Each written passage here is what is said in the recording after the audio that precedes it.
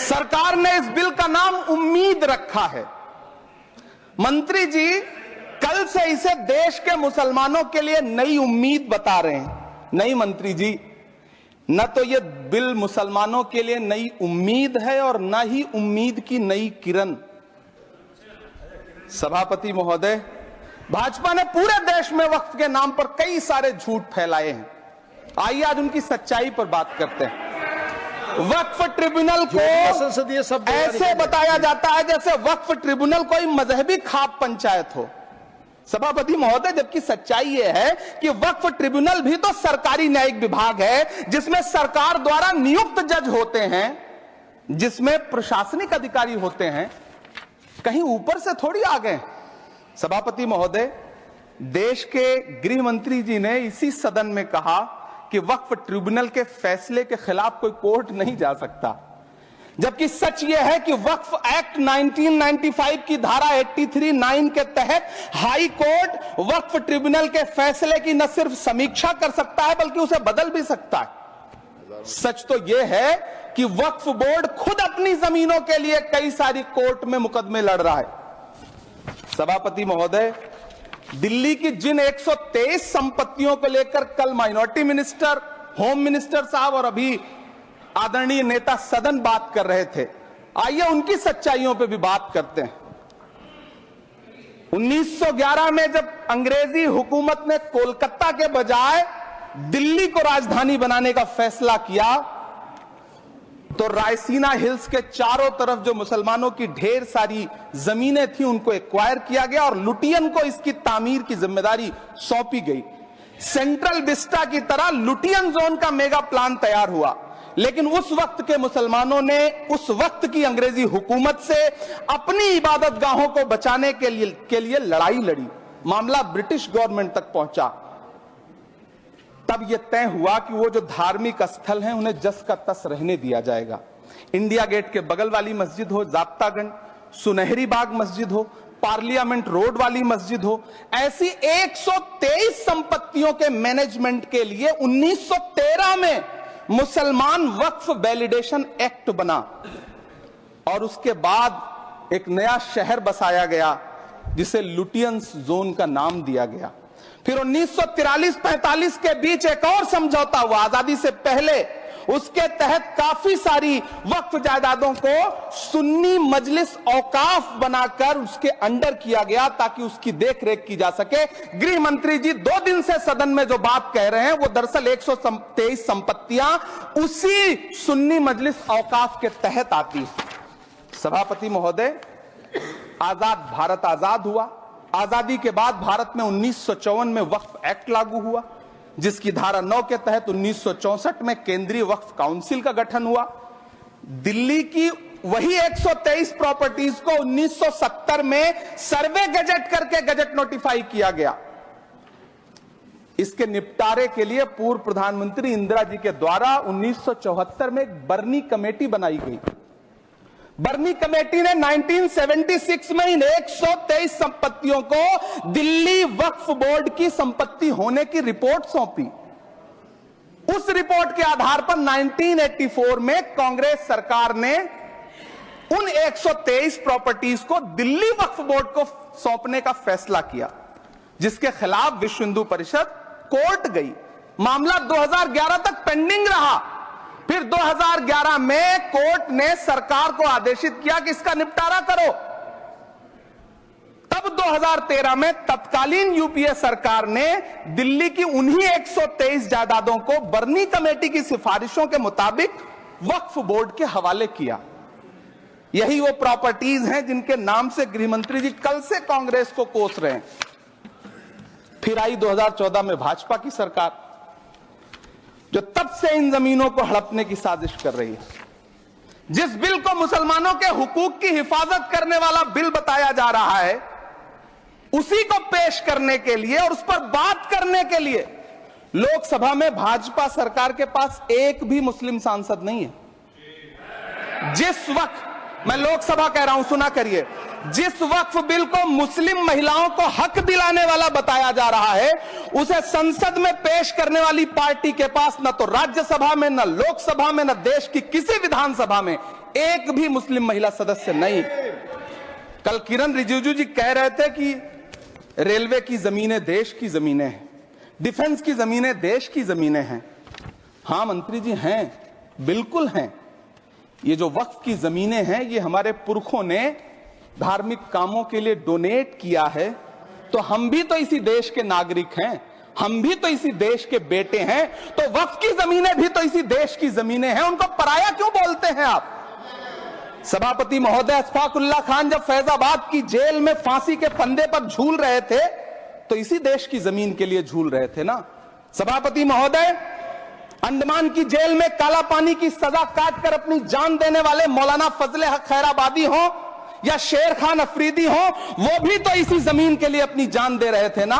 सभापति महोदय, पाकिस्तान के खिलाफ लड़ते हुए अपनी जान देने वाले महावीर चक्र विजेता ब्रिगेडियर उस्मान हो या पाकिस्तान के पैटर्न टैंक उड़ाने वाला परमवीर चक्र विजेता वीर अब्दुल हमीद हो, वो भी तो इसी जमीन के लिए अपनी जान दे रहा था ना।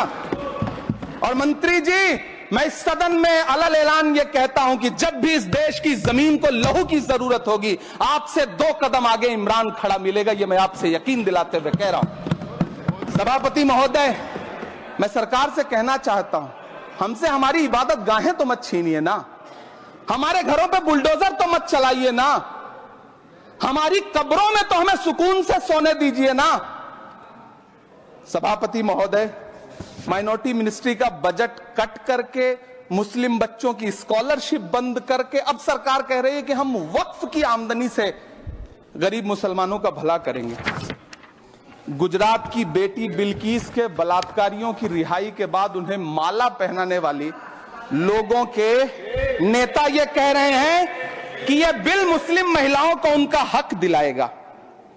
धन्यवाद मोदी जी, क्या बढ़िया सौगातें मोदी दे रहे हैं आप। पहले हमें गुजराते मोदी दिया, आप सौगाते मोदी दे रहे हैं। लेकिन यह सरकार इतना याद रखे कि इसी ठसक के साथ देश की संसद में सीए का कानून भी लाया गया था और कहा गया था बड़े बड़े भाषण देकर के कि पड़ोसी देशों से हिंदू भाइयों को ला करके यहां नागरिकता दी जाएगी। लेकिन मैं आपके संज्ञान में लाता हूं सर कि पिछले इतने दिनों में इनसे नागरिकता लेने के लिए 2000 व्यक्ति भी नहीं आए, जबकि इसके उलट इन्हीं की सरकार में पिछले 10 साल में 15 लाख से ज्यादा भारतीयों ने भारत की नागरिकता छोड़ करके दूसरे देश में जाकर के बस गए। यह हुआ उस कानून का अंजाम। सभापति महोदय, इसी तरह की जिद के साथ किसानों के खिलाफ भी कानून लाए गए थे।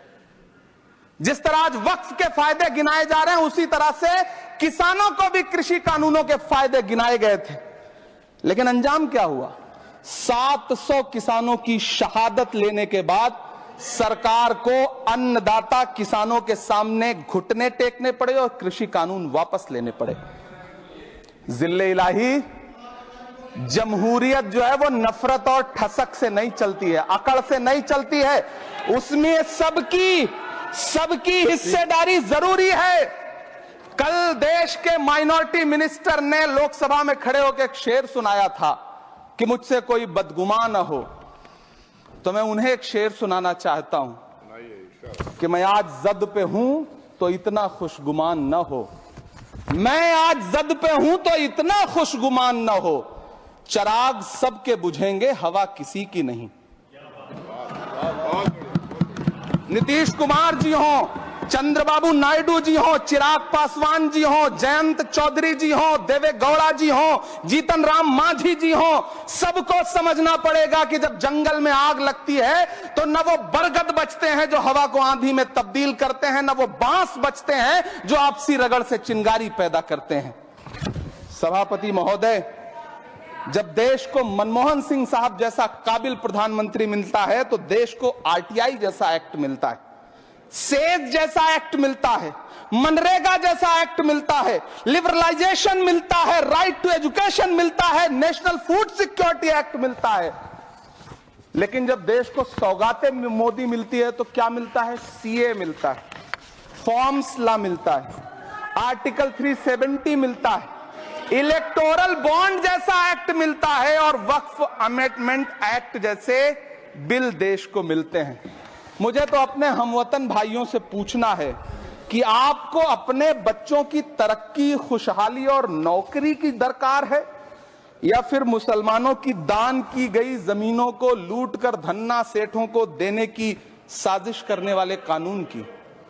सभापति महोदय, यह सरकार रात के 3 बजे तक पूरे देश को जगा करके संसद में अपने ही नागरिकों को नीचा दिखाने के लिए वक्फ बिल ला रही थी, तो उधर रात के 1:30 बजे अमेरिका हम पर 26% टैरिफ लगा रहा था। सरकार की प्राथमिकताएं देश को पता। सभापति महोदय, मैं बहुत भावुक हूं आज, और मुझे अच्छा लगा कि आदरणीय नेता सदन जगत प्रकाश नड्डा जी ने बहुत अच्छी बातें भी की, मन से बातें की। क्योंकि उनके नाम में प्रकाश जुड़ा है, तो मैं उनमें हमेशा एक रोशनी की किरण देखता हूं। मैं उनके सामने बहुत अदब से यह बात कहना चाहता हूं कि चिरागों के सफर में दबदबा हो आंधियों का, तो फिर अंजाम जुल्मत के सिवा कुछ भी नहीं होगा। यह दुनिया नफरतों के आखिरी स्टेज पर है, इलाज इसका मोहब्बत के सिवा कुछ भी नहीं होगा। मैं भावुक हूं, मेरी पलकें गीली हैं। अगर देश की एक बहुत बड़ी आबादी को लगता है कि आप उसका भला करने के लिए नहीं, बल्कि उनकी इबादतगाहों, उनकी कब्रिस्तानों, उनकी खानकाहों को बर्बाद करने का बिल ला रहे हैं, तो फिर आप अगर समझाने में नाकामयाब रहे हैं तो यह आपकी नाकामयाबी है। पहले समझाइए, उसके बाद कोई बिल लेकर के आइए, तब शायद हम आपका इतनी पुरजोर तरीके से विरोध ना करें। लेकिन सभापति महोदय, मैं अंत में सिर्फ इतना कहना चाहता हूं कि इस बिल में जो भी पॉइंट्स दिए गए हैं, बॉम्सी पोर्टल देख लीजिए, सरकार का झूठ आपको पकड़ में आ जाएगा। हम डरे नहीं हैं, हम सिर्फ सरकार से अपील कर रहे हैं कि हमें अपना समझिए। हम आपके अपने हैं, इस देश के नागरिक हैं, और आप ताकत में हैं। संख्या बल के आधार पर बिल हो सकता है आप पास करा ले, लेकिन आपको यह बात समझनी पड़ेगी कि हम तो वो तारीख हैं, जहनों में रहना है, जिसे कागजी पुर्जे नहीं जो फाड़ डाले जाएंगे। जिस जमीन पर मैं खड़ा हूं, यह मेरी पहचान है। आप आंधी हैं तो क्या मुझको उड़ा ले जाएंगे? आपको यह बात समझनी पड़ेगी। आपको अगर इतना विपक्ष की तरफ से पहले जेपीसी में इतने सारे पॉइंट्स आए, और उसके बाद कल से लोकसभा में और राज्यसभा में सुझाव आप सुनने को तैयार नहीं है, लोगों की शंका को दूर करने के बारे में आप बिल्कुल सोच नहीं रहे, बस आप कह रहे हैं यह बिल उम्मीद की नई किरण है। नहीं साहब, इसे भले किरण जी लेके आए हैं, लेकिन ये उम्मीद की नहीं बल्कि नाउम्मीदी की किरण है। और इस देश की एक बहुत बड़ी आबादी इस बात से खदशे में है, शक में है कि आप सीधे उनकी जमीनों को लूट करके धन्ना सेठों को बेचना चाहते हैं। मेरी अब भी आपसे अपील है कि इस बिल को वापस लीजिए। यह बिल कहीं से आपके अपने नागरिकों के लिए अच्छा नहीं है। यह बिल सिर्फ इस देश के मुसलमानों को नीचा दिखाने का और अपने एक ऐसे मतदाता वर्ग को खुश करने का बिल है जिनको इस बिल के पास हो जाने से कुछ मिलेगा भी नहीं, लेकिन आप एक नैरेटिव देना चाहते हैं, एक मैसेज देना चाहते हैं। मेरी आपसे अपील है कि कृपया ये जो सबका साथ सबका विकास का नारा है, इस नारे को रत्ती भर तो चरित्रार्थ कर दीजिए। बहुत बहुत धन्यवाद। धन्यवाद सभापति महोदय। हम ही को कातिल कहेगी दुनिया, हमारा ही कत्लेआम होगा। हम ही कुएं खोदते फिरेंगे, हम ही पे पानी हराम होगा। सभापति महोदय, सन 1947 में दिल्ली की जामा मस्जिद की तारीखी सीढ़ियों पर खड़े होकर के भारत रत्न मौलाना अबुल कलाम आजाद साहब ने कहा था कि मुसलमानों कहां जा रहे हो, यह है तुम्हारा मुल्क, यहां तुम्हारे आबाओ अजदाद की कब्रें हैं। उस वक्त मौलाना आजाद की ये सदाएं सुन करके लोगों ने अपने सरों की गठरियां उतार करके रख दी थी। आज उसी दिल्ली में मौजूद देश की संसद में एक बिल आया है जो हमसे उसी जामा मस्जिद की सीढ़ियों के सबूत मांगेगा, जो उन्हीं सीढ़ियों के पास अपनी कब्र में सोए हुए मौलाना आजाद को फिर से कब्र से सदा देनी पड़ेगी कि ये जो कब्र है वो मेरी कब्र है, ये किसी सरकार की जागीर नहीं है। सभापति महोदय, मैं जहां खड़ा हूं इसी संसद भवन के सामने सड़क के उस पार अपनी कब्र में सोए हुए भारत के पूर्व राष्ट्रपति फखरुद्दीन अली अहमद की कब्र है। शायद अब उस कब्र से भी सदाएं आए कि ये कब्र मेरी कब्र है, ये सरकार की जागीर नहीं है। सभापति महोदय, मैं वक्फ कानूनों में किए जा रहे संविधान विरोधी बदलावों के खिलाफ बोलने के लिए खड़ा हुआ हूं।